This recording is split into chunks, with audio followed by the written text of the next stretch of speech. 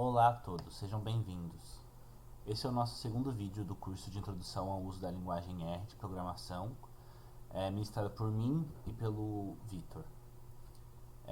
Na aula passada, explicamos o que é o R, a sua utilidade, e também passamos pelo processo de instalação do RBase, né, que é a interface gráfica do usuário, e o ambiente integrado de desenvolvimento, que é o que a gente chama de RStudio.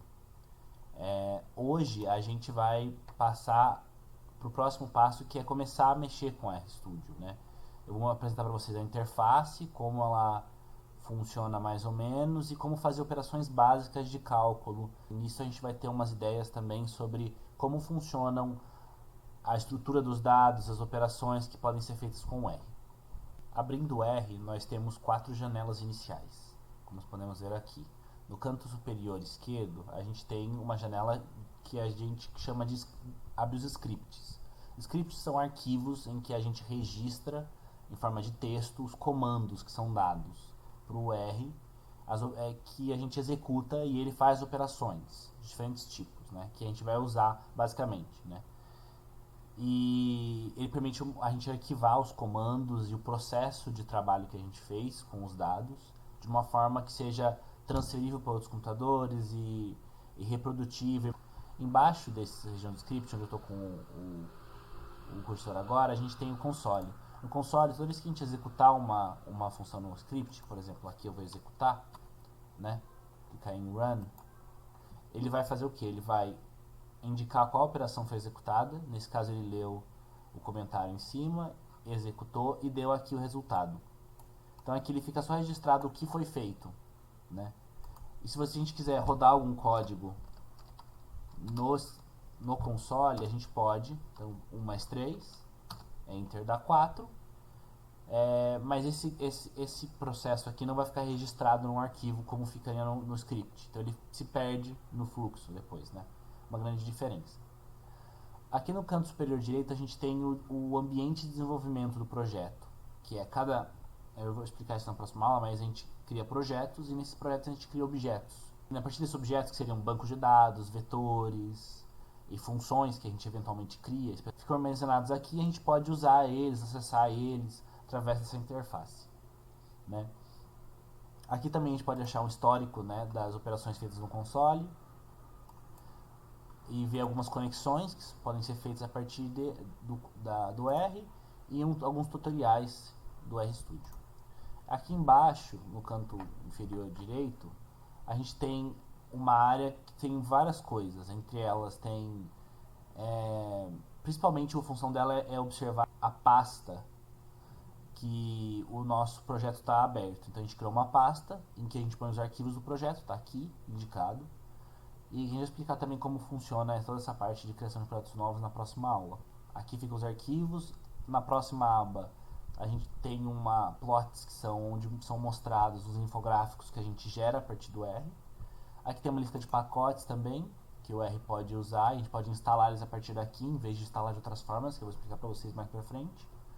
Uma aba de ajuda, um visualizador e um lugar que a gente tem as apresentações que a gente constrói, eventuais do R, né?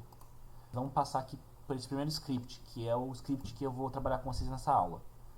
Ele vai estar salvo também no nosso GitHub e vocês vão poder acessar e ter eles para usar conforme vocês considerarem melhor.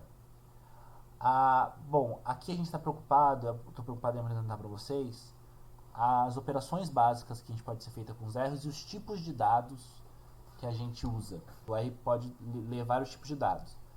E eu vou trabalhar com 3 principais, que são os dados numéricos, os caracteres, que são lidos como palavras, né?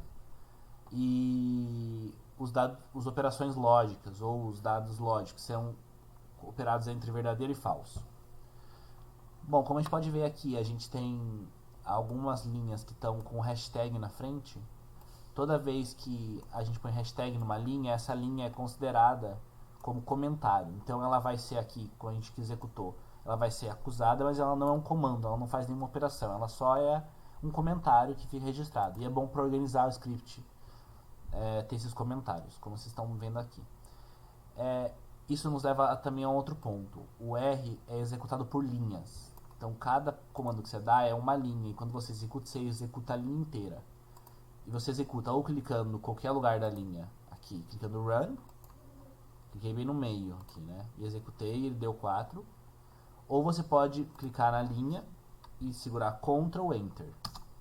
Ele vai executar a linha. Você também pode executar, pintar todos e executar todos de uma vez. Ele vai executar em ordem que você pintou. E tem outros comandos de concatenação para você executar tudo de uma vez no código mesmo, mas a gente vai aprender isso mais pra frente também. Bom, as operações básicas, como eu falei, a primeira delas é operações matemáticas, que a gente está acostumado com uma calculadora, né?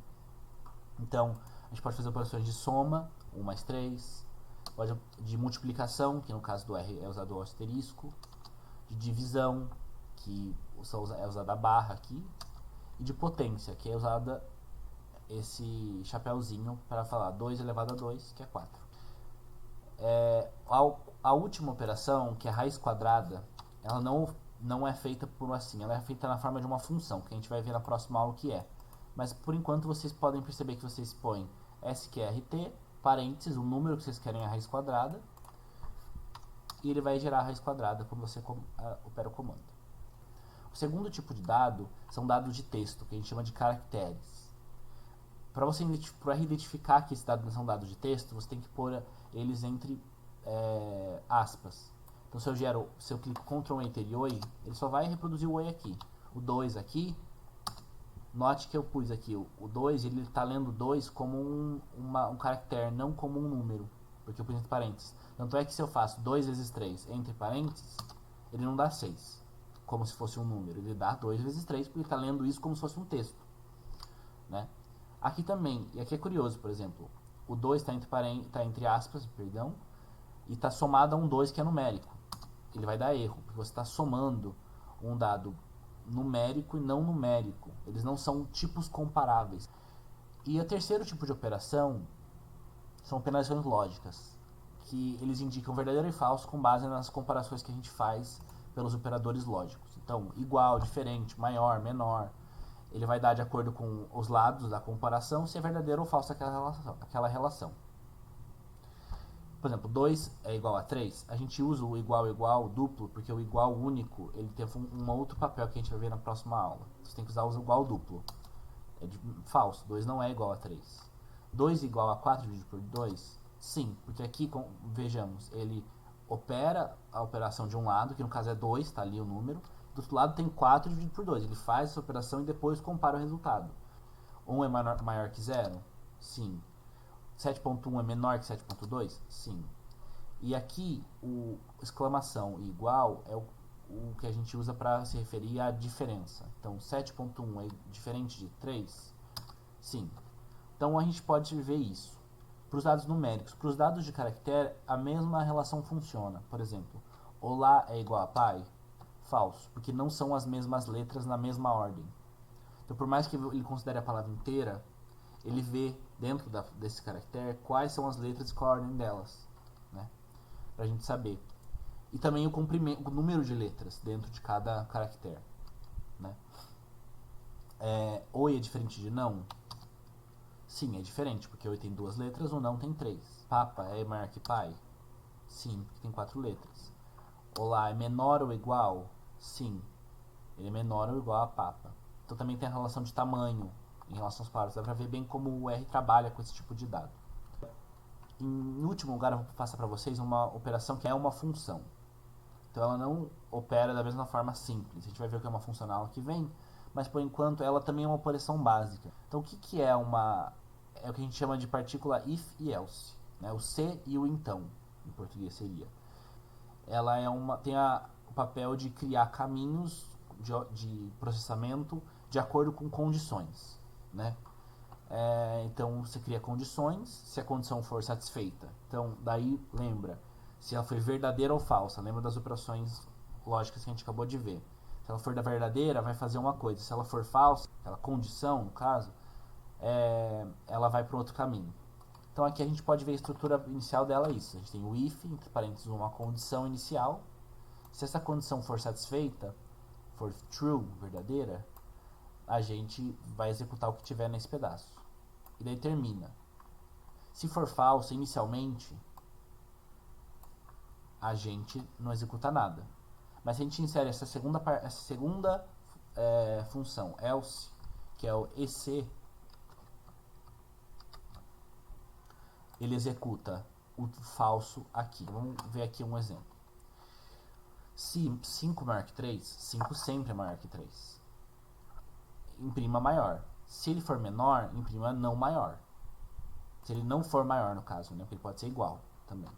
Então, se eu dou esse enter aqui, nessa função, bem no final da linha, porque começa aqui e finaliza aqui, ele vai dar maior. Vai dar a função executada e o resultado maior, porque 5 mais 3 é maior que 3. Né? Se eu pôr 5 menor que 3, 5 maior que 3, mesma condição. Mas eu ponho aqui um 1, a resultado vai ser falso. Então ele vai executar o que está aqui embaixo. No print não maior. Vai dar não maior. Se, por exemplo, eu tirar essa partícula e criar um condicional só positivo, e falar 5 maior que 3, ele dá maior. Mas se eu pôr 1, que é menor, então vai ser falso, como a gente não tem uma condição falsa, ele não vai dar nada. Porque ele não tem o que fazer com o dado se é falso. Então é basicamente isso, como o funcionamento do condicional if-else. E na próxima aula a gente vai ver o que é uma função, como lidar com objetos e outros tipos de operações mais complexas com dados a partir do R, que são mais úteis para desenvolver um projeto próprio. Mais uma vez, o CIS agradece a atenção de vocês e a gente incentiva vocês a mandarem as bases que vocês tiverem disponíveis para o nosso e-mail ou contato.cis@usp.br ou através do site que tem uma aba de doações. E a gente ressalta que o CIS é um projeto de divulgação e de compartilhamento de informações entre entidades de pesquisa acadêmica na área de ciências sociais e que a contribuição voluntária de doações de bases é central para a gente manter o nosso papel atuando. Muito obrigado e até a próxima.